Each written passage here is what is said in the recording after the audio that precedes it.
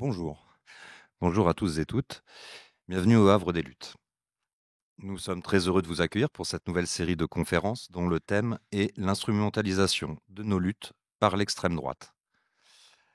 Avant d'aller plus loin dans cette présentation, nous tenons à remercier Maxime Benatouil d'être parmi nous aujourd'hui, euh, puisqu'il se déplace, et c'est déjà un bel effort.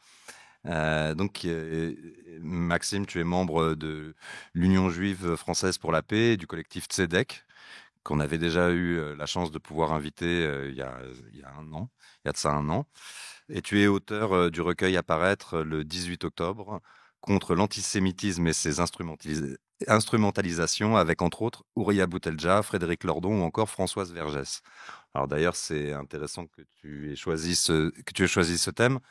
Nous aussi.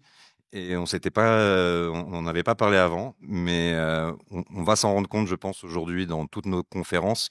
C'est, je pense, quelque chose dans nos militances qui est en train de tous nous toucher. Bon, déjà au vu des dernières élections, évidemment, et surtout, c'est en train de nous toucher parce que, oui, enfin, parce que on est en train de le prendre de plein fouet. Donc, avant de commencer, de laisser la parole à Maxime, je vais vous présenter rapidement, comme on le fait d'habitude, le collectif. Ce qui va être un peu différent, c'est qu'aujourd'hui, c'est une autre personne qui présente et donc un autre pendant de la militance au sein du collectif. Euh, en tous les cas, on est un collectif de militants venus d'univers différents et de luttes différentes, mais ayant chevillé au corps la question des inégalités. C'est ce qui nous rassemble. C'est suffisamment large pour pouvoir ouvrir la discussion. Et donc nous, notre volonté, c'est de rester large au niveau de nos thématiques et de conserver surtout la radicalité de nos militances. Ça, c'est quelque chose qui nous tient à cœur. Euh, c'est en ça qu'on est différent, par exemple, de l'intersyndicale, sans critique. C'est vraiment, c'est pour dire qu'on est quelque chose. À mon avis, on est complémentaires. Généralement, l'intersyndicale cherche à trouver des formes de compromis pour pouvoir lutter ensemble. Nous, on n'est pas on n'est pas sur ce mode-là. C'est pas parce qu'on est mieux ou qu'on est moins bien. C'est une autre façon de réfléchir la chose. Et voilà, c'est quelque chose qui nous importe beaucoup. On n'est pas là non plus pour remplacer un parti politique, malgré les rumeurs. Édouard Philippe peut dormir tranquille. L'idée est de mettre le focus sur chacune de nos luttes, sans chercher particulièrement la convergence, mais de permettre à chaque militant de nourrir sa propre lutte euh, avec celle des autres. Je vais donc donner la parole à Maxime pour répondre à cette question. L'extrême droite est-elle devenue une actrice de la lutte contre l'antisémitisme? Merci. Alors, merci beaucoup à toi, merci beaucoup aux camarades du Havre des Luttes pour leur invitation. Je suis ravi d'être avec vous aujourd'hui. D'autant que je trouve que la question que vous posez, qui va se décliner du coup selon beaucoup de modalités, selon les intervenantes et les intervenants que vous avez invités, cette question elle est cruciale. Parce qu'il s'agit effectivement de lutter contre les instrumentalisations de l'extrême droite pour être en mesure de mieux la combattre. Et je trouve que la manière dont vous abordez les choses, ça permet aussi de politiser un petit peu cette lutte. Au-delà de Bouss et des méchants fachos, là, effectivement, on s'intéresse à ce que font les fachos pour pouvoir mieux lutter contre eux. Donc, je trouve ça très bien et c'est pas suffisamment fait. Donc, je suis ravi d'apporter aussi ma pierre à l'édifice. Donc, je vais proposer une première réponse un peu provocatrice hein, à la question qui m'est posée aujourd'hui. Du coup, l'extrême droite est-elle devenue une actrice de la lutte contre l'antisémitisme? Eh ben, ouais. Malheureusement, ouais, elle est parvenue à se positionner comme une actrice légitime dans le champ de la lutte contre l'antisémitisme, ce qui est complètement dingue pour tout un chacun, enfin pour quiconque connaît un tout petit peu l'histoire de cette formation politique. Hein, je vais pas la retracer, ce serait trop long et trop fastidieux, mais c'est un parti quand même qui a été fondé par des anciens Waffen-SS et par des nostalgiques de l'OAS, donc qu'une telle formation politique puisse se positionner comme un acteur légitime dans le champ de la lutte contre l'antisémitisme, ça pose question. Et donc, je vais essayer de, comme on n'est pas très nombreux et que justement, je pense qu'il faut profiter de ces moments-là pour pouvoir échanger un peu, je vais essayer de ramasser un peu mon propos pour pas que ce soit trop long, parce qu'il y a beaucoup de choses à dire quand même sur cette question-là. Et je vais le découper un peu en deux parties. Une première partie sur comment est-ce qu'on en est arrivé là, pourquoi le Rassemblement national, notamment et en particulier, mais les extrêmes droites occidentales ou du Nord global en général sont devenus des acteurs légitimes de la lutte contre l'antisémitisme. Et puis, moi, j'aime bien citer Lénine quand même de temps en temps. On va, dans un second temps, réfléchir au que faire. Hein. Qu'est-ce qu'on peut faire justement pour lutter contre cette instrumentalisation de nos luttes par les extrêmes droites. Alors, le premier facteur qui explique comment le Rassemblement national a pu se positionner comme un acteur légitime, il est externe. Il est externe à l'Europe et il est externe à l'extrême droite elle-même. Je m'explique. En fait, le premier élément de réponse que j'aimerais évoquer avec vous, c'est que les termes eux-mêmes sont des enjeux de lutte. La catégorie politique antisémitisme est un enjeu de lutte. Et malheureusement, cette lutte, pour l'instant, on n'est pas vraiment en train de la gagner. Et il y a une histoire de cette réappropriation sioniste, donc au service des intérêts de l'État d'Israël, sur laquelle j'aimerais bien revenir, ce qui nous permettra de comprendre en fait comment l'extrême droite a pu se positionner comme une actrice légitime dans le champ de la lutte contre cette forme de racisme. Donc, je l'ai dit, il faut s'intéresser à l'État d'Israël et à ses alliés pour avoir un premier élément de réponse. Israël, c'est une création des Nations Unies qui a organisé la partition de la Palestine historique. Moi, j'aime pas parler de partage de la Palestine. Je sais que le terme en français, c'est partage, mais le partage, ça sous-entend un dialogue entre parties consentantes qui s'entendraient pour dire, écoute, toi, tu prends ça, moi, je prends ça, soyons bons copains, soyons bons voisins. Je préfère le terme anglais, donc l'anglicisme un peu de partition, qui est beaucoup plus neutre et qui ne laisse pas entendre qu'il y aurait eu comme ça une bonne entente entre Israéliens ou ceux qui allaient devenir le collectif politique israélien et les Palestiniens. Donc ça, c'est la première idée fausse qu'il faut battre en brèche, à mon avis. Donc, Israël, c'est une création des Nations Unies en 1948. C'était pas évident. Il y a une conjonction d'intérêts particulière entre les Occidentaux et le bloc soviétique. L'URSS et ses pays alliés ont aussi voté pour la partition de la Palestine et donc, in fine, pour favoriser la création de l'État d'Israël. En 48, donc voilà, il y a la première guerre israélo-arabe qui se traduit par la Nakba. Je précise aussi que c'est un processus qui est inachevé. Ça s'est pas juste passé en 48 et puis on parle plus. Donc la Nakba ou la catastrophe en arabe, c'est le processus de dépossession des Palestiniens de leurs terres, de leur langue, de leur culture, de leur histoire, de leur lieu de mémoire. Et ça continue jusqu'à aujourd'hui, par exemple, avec la guerre génocidaire qui s'abat sur Gaza. Il y a eu plus de déplacés, donc plus d'exilés palestiniens cette année que à l'issue justement de cette première guerre israélo-arabe de 1948. Arrive 1967, nouvelle guerre israélo-arabe que Israël gagne parce qu'elle est soutenue massivement par les puissances impérialistes occidentales, et ce qui lui permet d'étendre son projet de colonialisme de peuplement, de l'autre côté de la ligne verte, donc d'accroître cet accaparement de terres palestiniennes. Et donc, ça se traduit aussi par un nombre massif d'exilés palestiniens supplémentaires.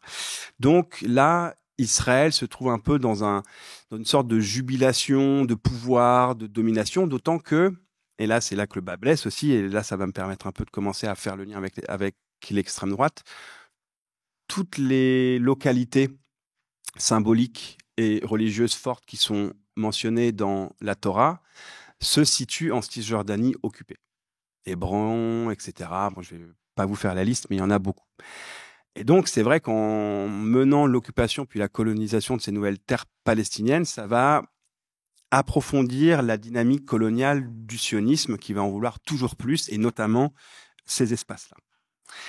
Alors, cette nouvelle occupation et colonisation de terres palestiniennes, donc à partir de 1967, ça se traduit par une opposition très forte du point de vue des opinions publiques des pays du Sud global, au point décolonisé est donc devenu État membre à part entière des Nations Unies, ces derniers vont s'arranger, vont organiser un vote en 1975 de la résolution 3379 qui va considérer le sionisme comme une forme de racisme et de discrimination raciale.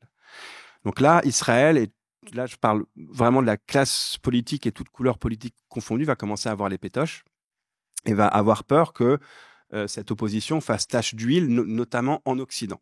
Donc ça va devenir fondamental de contenir cette critique et d'étiqueter, et là va être le brio de la stratégie israélienne, et d'étiqueter comme antisémite toute forme de critique de l'État d'Israël, que ce soit une critique modérée en termes de certaines politiques à l'endroit des Palestiniens, etc., ou même la critique radicale de ce qu'est le sionisme. Alors j'ai beaucoup travaillé sur cette question justement de sionisme, antisionisme et aussi sionisme de gauche que je développe dans le bouquin qui va sortir le 18 octobre. Là, j'en parle pas tout de suite, mais peut-être que si ça vous intéresse, on peut en discuter un peu plus tard pendant le moment d'échange. Et donc ça prend plusieurs années, mais donc cette nouvelle conception, cette nouvelle acception de ce que revêt l'antisémitisme, ça ne devient pas hégémonique du jour au lendemain, mais ça l'est devenu, tant sur le plan institutionnel. La France fait partie de ces pays qui a intégré dans son droit national une redéfinition de l'antisémitisme qui évoque explicitement la critique de l'État d'Israël, et là je cite Macron dès 2017, l'antisionisme comme forme réinventée de l'antisémitisme. Donc on en est là. Alors, sans m'étendre plus que nécessaire sur cette question, mais j'aimerais bien juste vous mentionner les travaux d'un historien juif britannique antisioniste qui s'appelle Anthony Lerman, qui a beaucoup travaillé. Moi, je m'inspire beaucoup sur ses travaux, on est très nombreux à le faire, dans le mouvement juif décolonial, qui parle, lui, de New Anti-Semitism, donc le nouvel antisémitisme, et qui montre en fait que pour neutraliser toute critique, l'État d'Israël et ses alliés, qui sont d'ailleurs pas toujours juifs. Je tiens à préciser que les premiers sionistes ou les premiers philosionistes sont les évangélistes américains, parce qu'ils sont persuadés que si tous les juifs sont rassemblés, donc ce qui est le but quand même du projet sioniste, en terre d'Israël, en Eretz Israël, eh bien du coup ça précipitera le retour de Jésus, et les Juifs devront se convertir ou périront par l'épée. Donc c'est un soutien aussi qui est en lui-même profondément antisémite, mais les dirigeants israéliens sont pas trop intéressés par cette eschatologie chrétienne, et ils prennent le soutien d'où qu'ils viennent. Et le nouvel antisémitisme, ça correspond un peu à cette stratégie portée justement par les Israéliens et par leurs alliés, de faire d'Israël le juif collectif parmi les nations. C'est-à-dire qu'on s'en prendrait à Israël, non pas pour certaines de ses politiques, non pas parce que c'est un régime colonial d'apartheid, non pas pour toute une série de raisons, mais parce que fondamentalement, c'est un État juif. Et c'est le juif parmi les nations, donc on va s'en prendre à lui comme on s'en est toujours pris aux juifs, etc., sans aucune raison. Donc il n'y a aucune approche matérialiste, aucune tentative d'explication. C'est juste, si vous critiquez l'État d'Israël, vous êtes antisémite. Et ça marche très bien.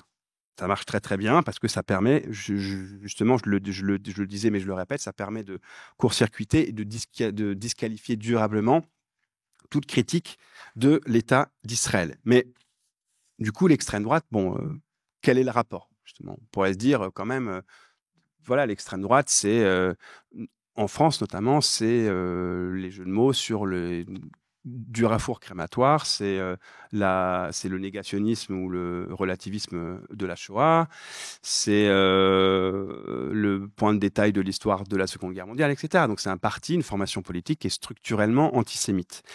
Mais il faut pas oublier, ça faut bien le rappeler parce que c'est pas très connu, mais le père ou un des pères, en tout cas du sionisme politique, Theodor Herzl, qui était un Autrichien juif très assimilé, mais qui était journaliste et qui a couvert l'affaire Dreyfus en France. Et là, il aurait une sorte d'épiphanie. Et il s'est dit, attendez, si même en France, il y a un tel antisémitisme, parce que c'était quand même le pays européen où les droits individuels et collectifs des juifs étaient les mieux considérés et protégés, si même là, il y a autant d'antisémitisme, il faut qu'on trouve une autre solution. Cette stratégie assimilationniste, ça ne va pas fonctionner. Et donc, il faut une nouvelle solution au problème juif, le sionisme. Eh bien, il a écrit dans ses mémoires, je le cite, « Les antisémites deviendront nos amis les plus fiables, les pays antisémites, nos alliés les plus fidèles. » Tout est dit. Il ne parle pas expressément de l'extrême droite parce que ce serait anachronique. Hein, ça a été écrit au XIXe siècle de parler d'extrême droite. Bon, le champ politique n'était pas configuré de la même manière, etc., etc. Mais il a tout dit et c'est la raison pour laquelle les extrêmes droites européennes sont très copines avec Israël et avec le mouvement sioniste en général parce qu'ils partagent le même constat qui est le constat suivant. Les Juifs n'ont rien à faire en Europe. Les Juifs n'appartiennent pas à l'Europe, on doit les chasser. Et où? En Israël-Palestine. Et donc, tout le monde est content. Alors, la séquence qui s'est ouverte le 7 octobre avec les attaques sur Israël et le déclenchement de la guerre génocidaire contre Gaza qui s'en est suivi, ça a vraiment approfondi cette alliance objective qui s'était déjà constituée entre les extrêmes droites européennes et notamment françaises et Israël et l'ensemble de sa classe politique. Le Rassemblement national a été, en France, la force politique qui a tout de suite, et de manière vraiment immédiate et profonde, épousé le narratif israélien du 7 octobre. Selon le cabinet de guerre israélien, donc moi je pense que c'est important de parler du cabinet de guerre israélien, qui est une sorte de gouvernement d'union nationale en Israël, qui est certes dirigé par Benjamin Netanyahou, mais pas que lui, aussi par des forces d'opposition. Et ça permet aussi d'arrêter de dire que le problème, ce serait Netanyahou. Bien sûr, c'est un problème. Je ne dis pas le contraire, mais c'est beaucoup plus profond, beaucoup plus structurel que ça. C'est pas que Netanyahou. Quand on voit que l'opposition, soi-disant centriste, proposait pendant la dernière campagne électorale de ramener Gaza à l'âge de pierre, ben là, c'est ce qu'ils sont en train de faire. Donc, ils sont tout aussi racistes, tout aussi colonialistes et tout aussi peu amènes de faire la paix sur une base de justice avec le peuple palestinien que Netanyahou et même ceux qui débordent un petit peu sur son extrême droite.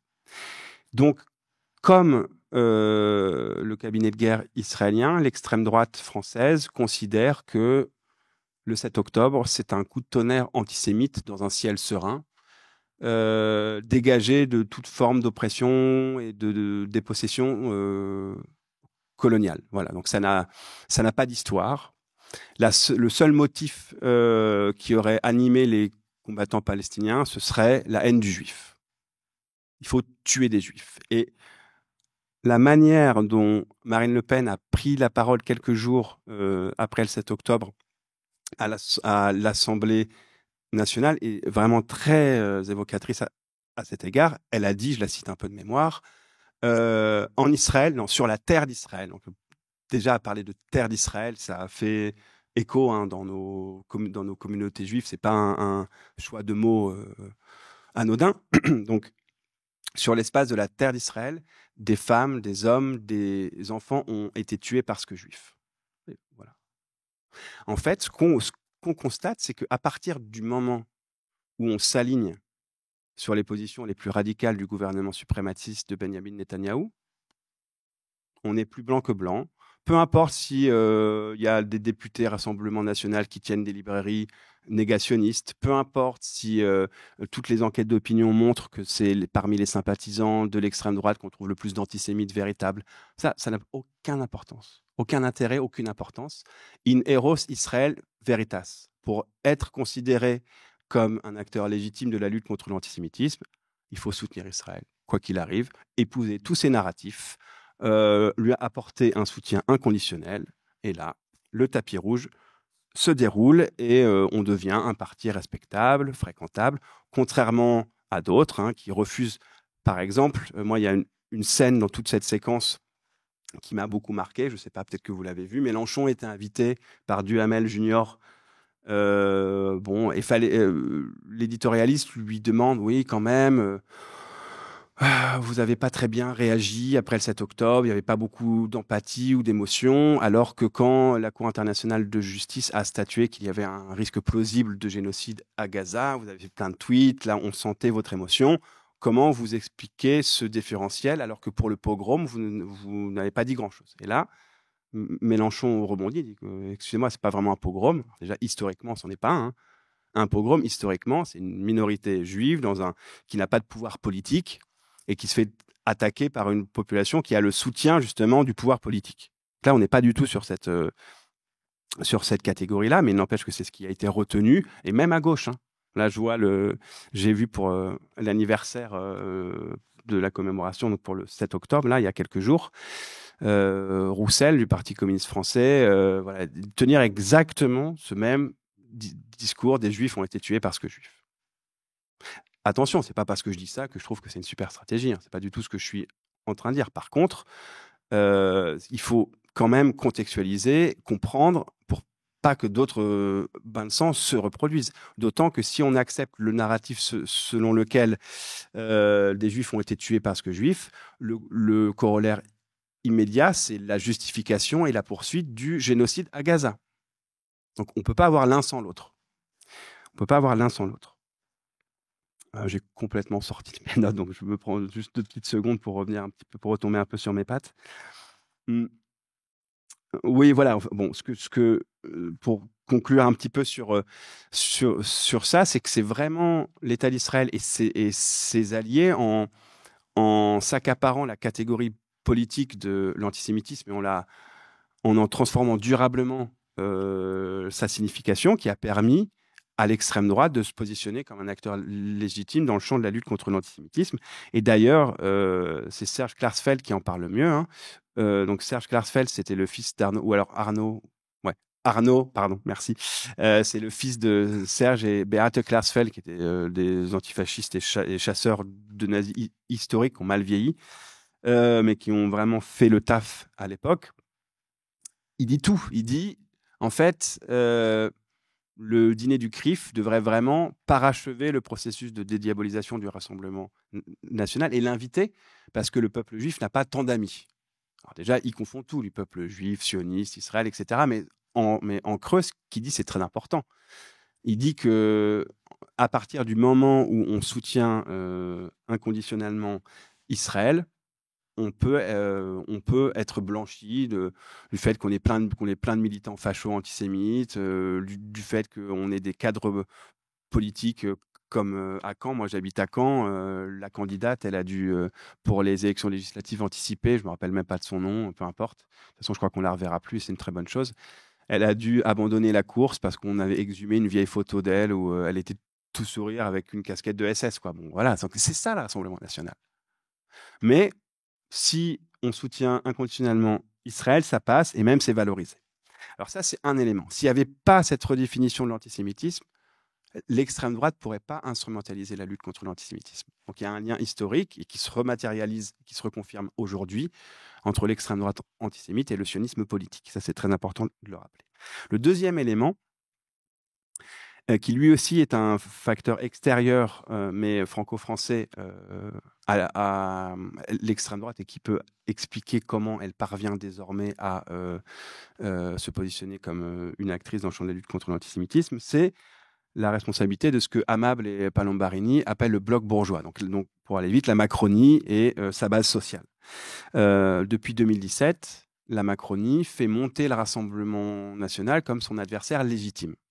Parce qu'il sait que face à lui, nous, en bon castor, en bon mouton, on va quand même finir par se boucher le nez, puis par éventuellement aller voter Macron au second tour. Et donc, on leur file nos voix. Ça nous oblige, merci beaucoup. Et 3 semaines après, ils continuent leur politique de casse sociale et leur politique raciste. Hein. Donc finalement, rien ne change, mais ils nous ont plumé nos voix. Donc s'il n'y avait pas eu le soutien explicite de la Macronie, je pense que le Rassemblement national n'aurait pas pu, comme ça, se positionner en tant qu'acteur légitime dans le champ de la lutte contre l'antisémitisme. Il a vraiment fallu la monter en meilleur ennemi, etc., et la dédiaboliser. Ça, c'était très important. Et puis, pas seulement la dédiaboliser, mais appliquer sa politique. Il ne faut pas qu'on oublie que Marine Le Pen, à l'issue des débats sur la loi Asile-Immigration, donc 2023-2024, au tournant de ces 2 années, a considéré ça comme une victoire idéologique. Donc voilà, je pense qu'on peut lui faire confiance. Je pense que c'est quand même elle qui maîtrise le mieux son idéologie. Et effectivement, en même temps centre-gauche, centre-droit, on est passé avec le bloc bourgeois et sa composante politique macroniste en même temps droite dure, extrême droite. Voilà, et notre gouvernement actuel, justement, est la parfaite illustration de cela. Donc c'est l'autre face du paradigme néolibéral raciste.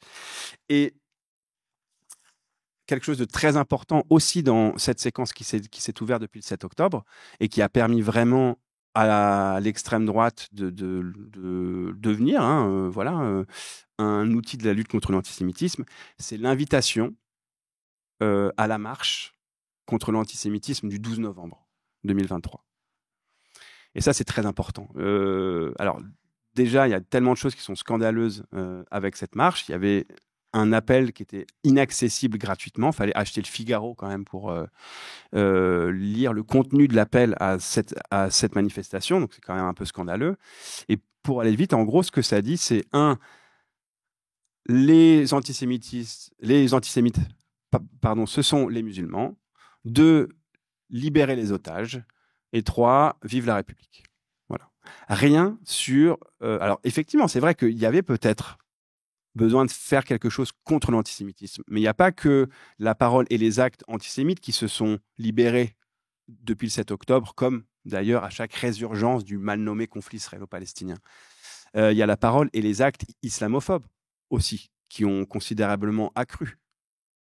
Et donc, on pourrait attendre une République digne de ce nom, au moins, qu'elle fasse une marche contre toutes les formes de racisme, et que si elle appelle à la libération des otages israéliens, sans lui demander d'appeler à la libération des otages palestiniens, donc je parle des prisonniers politiques palestiniens qui sont détenus sous le régime de la détention administrative sans connaître leur dossier, leur charge, pendant des mois, parfois des années, en se faisant torturer sur place, donc d'enfants à des hommes d'âge mûr.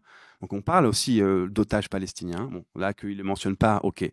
Mais au moins qu'ils appellent à un cessez-le-feu rapide et à une lutte contre toutes les formes de racisme, y compris l'antisémitisme et l'islamophobie. Non, rien. Par contre, ce qu'ils ont fait, c'est inviter tous les députés, et là je cite l'appel, à entrer en résistance. Et donc là, c'était du pain béni pour le Rassemblement national. D'ailleurs, ils y sont tous allés avec leurs mines solennelles, leurs écharpes. C'était très beau.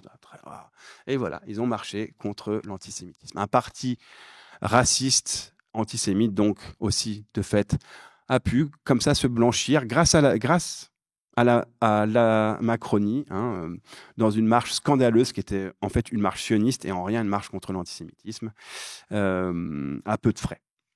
Et aussi, d'ailleurs, ça a permis à la Macronie de redorer son blason antiraciste à peu de frais, vu qu'elle était en train, au même moment, d'organiser justement le vote de cette loi asile et immigration. Ben là, voilà, elle se faisait encore une fois passer pour une championne de la lutte contre le racisme, notamment sous sa version antisémite.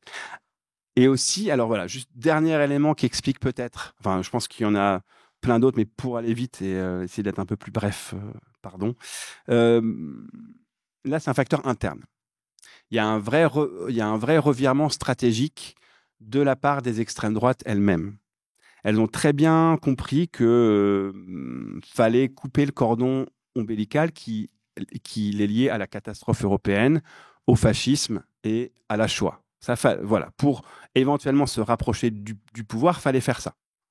Et un des premiers leaders de formation politique en Europe à le faire, c'était Pim Fortuyn, aux Pays-Bas, dès les années 90, qui a, avec succès, transformé son parti, qui était un parti collaborationniste facho dégueulasse, vraiment old school, dans une forme, voilà. Et alors là, ça fait un petit peu écho avec des thématiques qui vont être abordées plus tard, mais pour la défense des personnes LGBTQIA+, pour le droit des femmes, etc. Et de la même manière, pour le droit des Juifs. Et en plus, comme c'est pratique, à chaque fois, c'est sous islamophobie explicite. C'est-à-dire que le problème des personnes homosexuelles, trans, des femmes, des juifs, etc., c'est toujours le même, c'est l'arabo-musulman, partout. Et ça marche très bien. Ça marche très bien. Donc il se pose, et là je cite Trump, lui, qui est la variante américaine de ce phénomène européen. Il se pose en protecteur des Juifs, mais lui, ce qui est très intéressant avec Trump, c'est que il va plus loin et il dit les termes. C'est-à-dire que les extrêmes droites européennes pensent la même chose, mais il y a une sorte de pudeur encore. Mais Trump, que ce soit il y a quelques années et là maintenant, dans la dernière phase du cycle électoral, qui l'oppose à, en plus, Kamala Harris, qui a du sang palestinien sur les mains, qui est une co-actrice du génocide. Donc c'est pas non plus, voilà, c'est pas non plus un gros truc, un gros clash gauche-droite très loin. Il dit en fait que les Juifs ont une responsabilité et que ne faudra pas venir pleurer si ils votent démocrate et que ce sont des mauvais Juifs. Voilà. Parce que pour lui, le bon Juif, c'est le Juif qui part en Israël. C'est le Juif qui quitte l'Occident. En fait, c'est ça qu'ils veulent. Et c'est pour ça qu'il y a cette alliance historique, sans cesse renouvelée et réactualisée selon des bases différentes, entre le sionisme politique et l'extrême droite antisémite. Donc, en faisant ça, donc, ils font d'une pierre deux coups, ils s'en prennent aux Arabes et aux musulmans, et ils transfèrent et sous-traitent l'héritage politique qui est le leur, donc la participation à la Shoah, au fascisme européen, sur le dos des Arabes et des musulmans. Mais pour que ça marche, ils ont besoin du new anti-sémitisme, du nouvel antisémitisme. Ça, c'est indispensable. Donc, c'est pour ça, pour le que faire, là, je vais y revenir dans quelques instants, on va vraiment avoir besoin de désioniser la lutte contre l'antisémitisme. Sinon, on va se taper l'extrême droite pendant encore très longtemps. Et je voudrais juste citer une remarque de Karl Lagerfeld. Je ne sais pas si vous connaissez cet Allemand fantasque, fantastique, créateur, et tout. Juste avant de prendre sa retraite, et c'était au moment où la chancelière Angela Merkel ouvrait les frontières et acceptait au sein de l'Allemagne plus d'1 million de réfugiés syriens. Pas par gaieté de cœur, parce qu'ils ont une démographie qui est au ras des pâquerettes et ils ont besoin de travailleurs. Mais au moins, eux, ils ont fait le boulot, un peu. Karl Lagerfeld dit une phrase justement que Ouria Boutelja développe, là je lui pique l'idée, dans son chapitre de ce bouquin génial qui va sortir le 18 octobre aux éditions La Fabrique, qui en fait qui dit tout du rapport de l'extrême droite aux Juifs et à l'État d'Israël. Karl dit la chose suivante: on ne peut pas tuer des millions de Juifs pour faire ensuite venir des millions de leurs pires ennemis. Donc là, c'est vraiment, il n'y a plus de culpabilité blanche, quoi. Il y a plus rien. Le problème, en fait, c'est les musulmans, c'est les arabo-musulmans qui maintenant veulent tuer les Juifs. D'ailleurs, depuis cet été, en Allemagne, et on en parle aussi en France, la droite commence, moi j'ai vu ça, alors je ne sais plus qui, mais un député de droite a dit que c'était une très bonne idée, que c'est quelque chose qui devrait peut-être être aussi légiféré chez nous. Il y a une nouvelle condition pour accéder à la nationalité allemande, c'est de reconnaître l'existence de l'État d'Israël. Voilà. Si vous ne reconnaissez pas l'existence de l'État d'Israël, vous ne pouvez pas devenir allemand. Voilà, ça parle de la Staatsräson, la raison d'État allemande. Et donc là aussi, on sous-traite la culpabilité historique des fachos européens sur les épaules des arabo-musulmans qui ont toutes les meilleures raisons du monde d'être antisionistes. Et c'est pas parce qu'on est antisioniste qu'on est antisémite, ça fait toujours du bien de le rappeler. Alors que faire, justement? Eh ben, je l'ai dit, l'impératif, c'est de pointer du doigt cette mascarade-là de la dédiabolisation du Rassemblement national, parce que c'est encore très mauvais pour tout le monde, mais aussi pour nous les Juifs. C'est vraiment ça, faut le faire. Et donc, ça passe par une désionisation radicale de la lutte contre l'antisémitisme, et pas juste pour l'enjeu sémantique, même si derrière cet enjeu sémantique de qu'est-ce qu'on entend par antisémitisme, etc., il y a une vraie question politique qui se dessine derrière, mais c'est la condition pour qu'elle soit réarticulée à la lutte contre toutes les autres formes de racisme. Parce qu'on ne peut pas être anti-discrimination ici, puis soutenir le régime d'apartheid qui se déploie là-bas sur plein de facettes, dans l'intégralité de la Palestine historique. Ce n'est pas possible. On ne peut pas tout avoir. Et d'ailleurs, il y a beaucoup de nouveaux groupes militants judéo-progressistes, hein, vraiment que moi je qualifie de sionistes de gauche, qui sont là-dessus. Je parle du RAR, je parle des JGR, je parle de Golem, qui sont vraiment anti-racisme ici, mais Israël-Palestine, c'est compliqué, on ne prend pas position. Et puis le problème, c'est pas 48, c'est 67. Avant 67, tout allait bien. Et puis, le droit au retour des Palestiniens, il ne faut vraiment pas qu'on en parle, parce que s'il y a plus d'Arabes que de Juifs, ça va être compliqué. Mais c'est un raisonnement de facho, en fait. Donc, assumez que vous êtes des fachos. Bon, je dévie, je voulais parler d'eux, même si c'est pas trop le sujet, mais parce que ça me hérisse un peu le poil.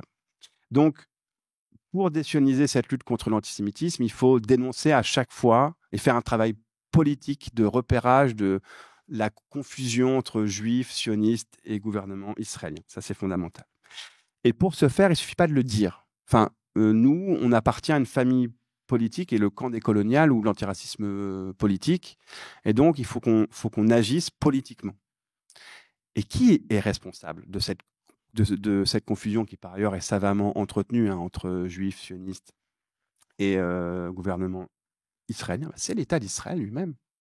C'est l'État d'Israël qui, notamment en 2018, a fait passer une loi fondamentale. Donc, ils n'ont pas de constitution, parce qu'il fallait trancher ou pas trancher justement ce qu'ils ont choisi de faire, quelle place les religieux allaient occuper au sein de la société israélienne. Donc ça reste un peu en suspens, mais comme en Allemagne, d'ailleurs, ils ont une loi fondamentale. C'est la loi des lois, quand même, qui est au sommet de la hiérarchie des normes. Je parle de ça, merde. Excusez-moi, ça va me revenir tout de suite. Oui, voilà, pardon.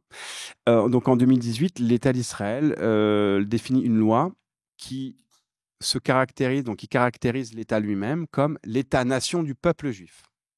Donc des Juifs du monde, pas des Israéliens, et encore moins des Palestiniens d'Israël, mais même pas des Israéliens, des Juifs, partout. Donc Donc la confusion, elle est là. Chaque fois qu'il y a une guerre, c'est pas au nom de la sécurité des Israéliens, c'est au nom de la sécurité des Juifs. À chaque fois qu'il y a une guerre, qu'est-ce qu'on voit sur les drapeaux, sur les bombes, des symboles du judaïsme que l'État d'Israël accapare depuis 1948. Donc ce sont eux et leurs alliés proches les principaux responsables de cette confusion qui peut parfois confiner à l'antisémitisme. Donc nous, il faut qu'on se batte contre ça, il faut qu'on fasse la lumière en fait sur cette stratégie-là, et il faut qu'on fasse entendre d'autres voix. Alors oui, c'est vrai, il faut qu'on assume, je pense. Alors, ça, c'est un sujet parfois qui peut prêter un peu à controverse dans notre camp politique, mais moi, je l'assume complètement. Il faut qu'on assume aussi d'être de temps en temps les feuilles de service. Je pense que c'est important parce que moi, pour être beaucoup... j'habite à Caen depuis 1 an, mais j'étais en région parisienne très longtemps et j'ai fait plein d'interventions en Seine-Saint-Denis et dans d'autres quartiers populaires. Et à chaque fois, il y avait des gens qui venaient nous voir, qui disaient en fait, mais ça fait du bien d'entendre qu'il y a d'autres voix juives. Alors oui, c'est vrai, parfois c'est un peu pénible d'être le juif de service, mais c'est pas un génocide non plus. Donc je pense qu'on peut faire cet effort-là pour contribuer à la lutte. C'est indispensable de faire entendre d'autres voix juives pour qu'on casse cette essentialisation qui est antisémite, d'ailleurs, qui considère les juifs comme un bloc homogène où tout le monde penserait la même chose, tout le monde dirait la même chose et tout le monde voterait la même chose. Non, c'est pas le cas. Alors c'est vrai que on a un peu du boulot à faire pour gauchiser nos communautés, mais on va y arriver. On va y arriver. Je recite ma camarade Ouria Boutelja qui, alors, pour le coup, c'est vraiment elle qui a le plus traité la question de la lutte contre l'antisémitisme dans le bouquin. Donc c'est la grande sorcière antisémite qui parle le mieux d'antisémitisme et de lutte contre l'antisémitisme. Ça, c'est quand même vachement intéressant, je trouve. Et elle rappelle quelque chose de fondamental. Il y a un pacte racial dans nos pays, en Occident.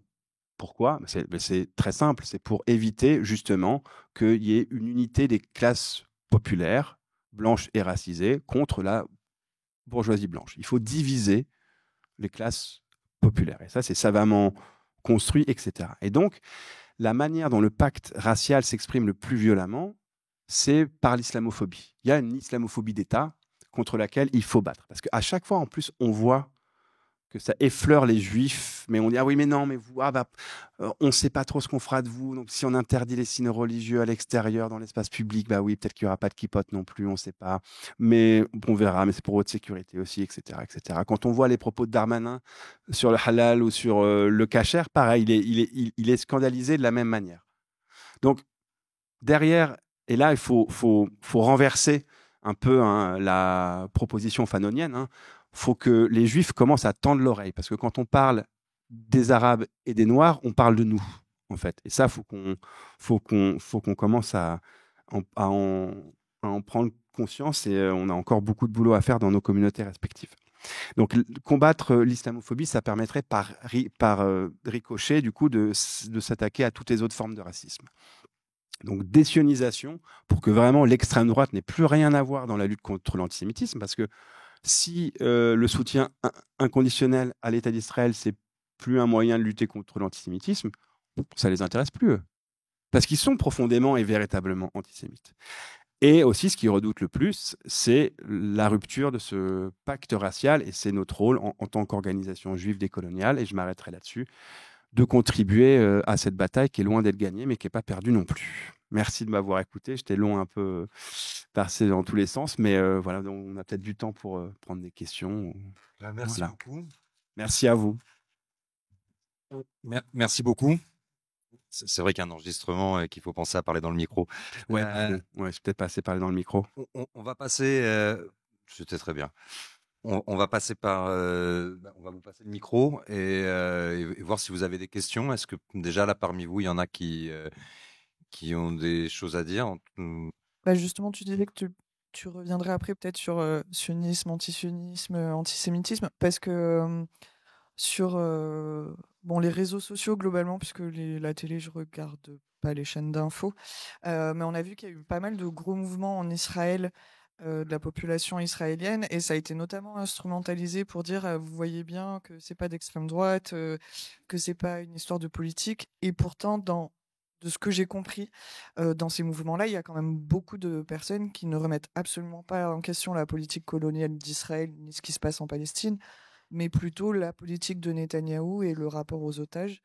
Et je voulais savoir si tu avais plus d'infos, puisque c'est vrai que nous, ça arrive déjà prémâché et filtré par des gens qui n'offrent qu'une grille de lecture sur ce qui peut se passer même au sein d'Israël, et qui a, de ce que j'ai compris, qu'un seul média arrête qui essaie un peu de sortir du discours israélien. Mais voilà, j'ai très peu d'infos, et je voulais savoir si tu pouvais en dire un peu plus par rapport à ça. Ouais.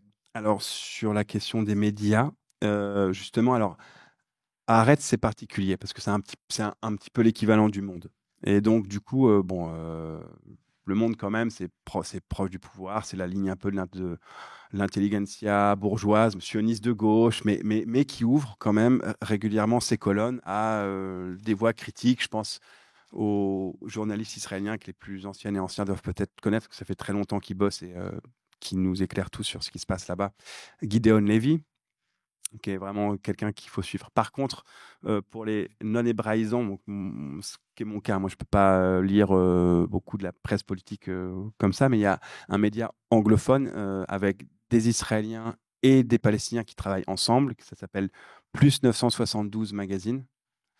Et Plus 972, en fait, c'est l'indicateur téléphonique commun à Israël et à la Palestine, donc c'est d'où le nom. Et là, c'est vraiment, ça propose une ligne ce qui va de l'asionisme à l'antisionisme, très clair. Et donc vraiment, c'est la meilleure source d'information pour nos milieux militants.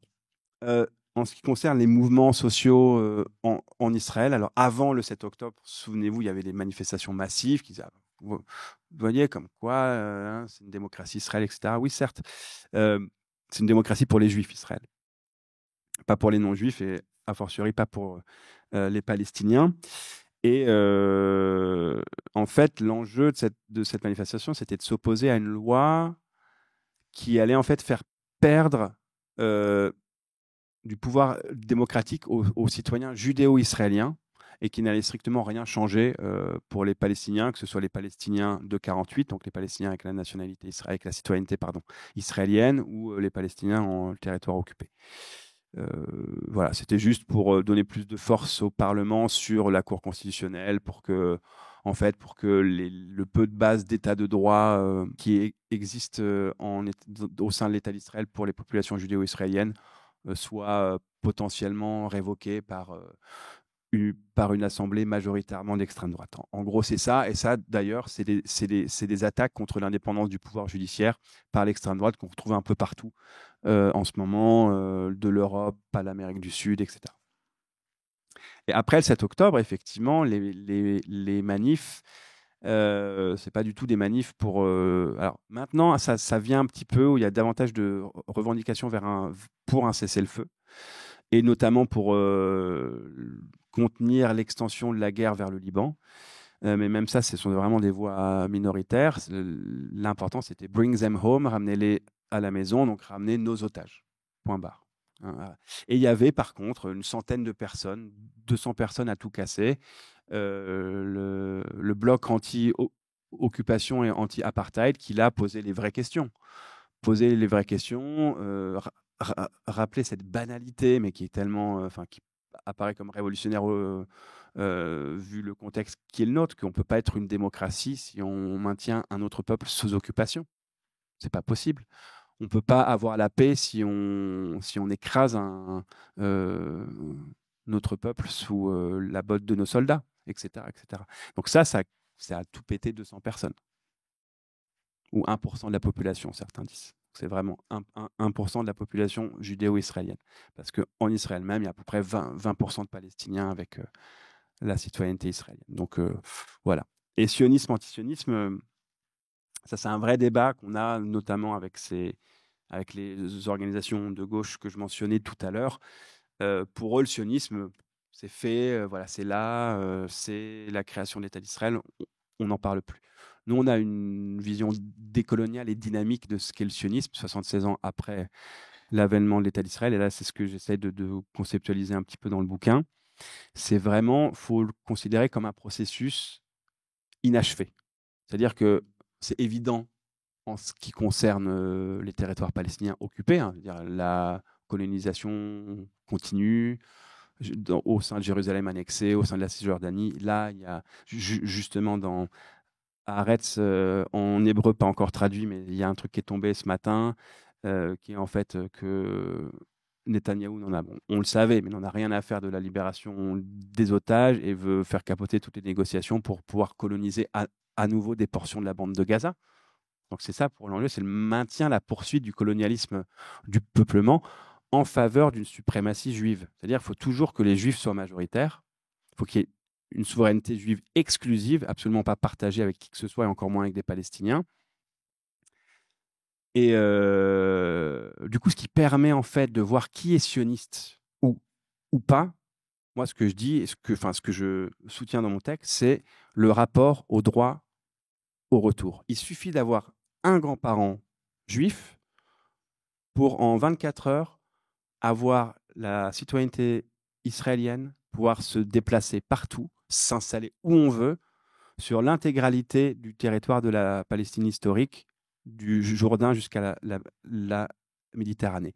Quelqu'un qui est descendant des expulsés, des exilés palestiniens de 1948 et de 1967, ne peut pas s'installer, ne peut pas avoir cette citoyenneté qui lui confère ces libertés-là. C'est impossible. Et c'est pour ça que je dis que des groupes comme Golem, etc., qui parlent jamais du droit au retour des Palestiniens, sont des sionistes de gauche. Parce qu'ils ont beau dire, mais vous aussi, vous êtes sionistes de gauche, parce que, ou même la France insoumise serait sioniste de gauche, parce que la France insoumise est encore pour la solution des deux États. Donc, pour eux, à partir du moment où on serait pour une souveraineté juive sur une partie de la Palestine historique, on est sioniste. Sauf que c'est plus compliqué que ça. On peut être pour 2 États, 13 États, 15 États, un État. Mais ce qui fait le sionisme et l'antisionisme, c'est le rapport à notre position sur le droit au retour des Palestiniens. Parce que si on est contre, ou si on ne dit rien, ou si on ne milite pas activement pour que le droit qui est garanti pour les Juifs du monde et évidemment pour les populations israéliennes soit étendu aux réfugiés palestiniens et à leurs descendants, c'est qu'on est aussi obsédé par la question de l'avantage démographique juif, comme on dit. On est obsédé par la supériorité démographique juive sur la Palestine historique. Et donc, c'est ça qui fait le sionisme. Parce que le Hamas, ça fait depuis la révision de leur charte, c'est déjà le cas. Mais là, ça a été encore plus officialisé à partir de 2021. Ils ont conclu un accord avec le Fatah, donc la composante politique à laquelle appartient le président de l'autorité palestinienne Mahmoud Abbas, pour organiser de nouvelles élections de renouvellement de cette présidence de l'autorité palestinienne. Et ils ont reconnu en creux, puis ils ont dit, alors que leur ligne historique, c'est de dire on ne touche pas à l'intégrité de la Palestine. Il ne faut pas qu'il y ait de souveraineté juive nulle part. Là, le Hamas, en 2021, a dit écoutez, on est d'accord pour avoir un État palestinien sur les frontières de 67 avec Jérusalem-Est comme capitale. Est-ce que le Hamas, du coup, serait sioniste? Non. Ça ne veut rien dire. Ce n'est pas qu'une question de préférence institutionnelle relative à une frontière, un État, deux États, vraiment. Ce qui fait la différence entre sionisme et antisionisme, et nous, on parle d'antisionisme égalitariste, c'est justement l'extension des mêmes droits pour tous et des mêmes libertés pour tous, du fleuve à la mer. Et donc, ce qui pose le plus de problèmes chez nos petits camarades sionistes de gauche, justement, c'est le droit au retour pour les descendants des Palestiniens. Parce que s'il y a trop d'Arabes là-bas, mon Dieu, quelle horreur. Voilà. Donc, pour les sources d'information, ouais, si vous lisez un petit peu l'anglais, c'est plus 972 magazine. Ça, c'est vraiment bien. Vraiment bien. Est-ce qu'il y a une autre une question, des réflexions à faire là-dessus? Ou des gens qui voudraient prendre la parole parmi vous? En tous les cas, moi, je vais en profiter puisque j'ai le micro pour le faire aussi un peu de ma part. Alors, il y avait un moment qui me semblait intéressant parce que c'est des questions que nous aussi, je pense, on va poser tout à l'heure. C'est aussi la question de la rhétorique. Tu l'as passé et tu en as parlé. En tout cas, bon, moi, c'est des choses qui m'ont intéressé dans nos études là, actuelles, ce qu'on est en train de dire. C'est-à-dire que comment faire face à l'extrême droite, c'est aussi démonter le discours et de bien l'étudier. Donc peut-être tu peux c'est aussi une réflexion, hein, c'est pas tant une question, désolé. Mais est-ce que tu peux peut-être nous en parler un peu plus? Ouais, alors si j'ai bien compris le fond de ta remarque, c'est que donc, effectivement, si on veut lutter efficacement, et ça je pense que ça vaut pour toutes ces facettes, hein, mais si on veut lutter efficacement contre l'instrumentalisation par l'extrême droite de toutes nos luttes, que ce soit la lutte contre le sexisme, la lutte contre les discriminations qui visent les personnes LGBTQIA+, ou la lutte contre l'antisémitisme, il faut vraiment voir, analyser finement ce qu'en fait l'extrême droite. Et l'extrême droite fait la même chose pour ces trois luttes qu'elle tente de s'approprier finalement. Elle veut, en fait, elle cherche à purifier le corps national, ça c'est son objectif historique de toujours. Et pour ça, elle est prête à faire des compromis avec, je vais parler grossièrement, mais c'est vraiment ça, avec les bonnes femmes, avec les youpins, avec les pédales, tant que c'est pour chasser les arabo-musulmans.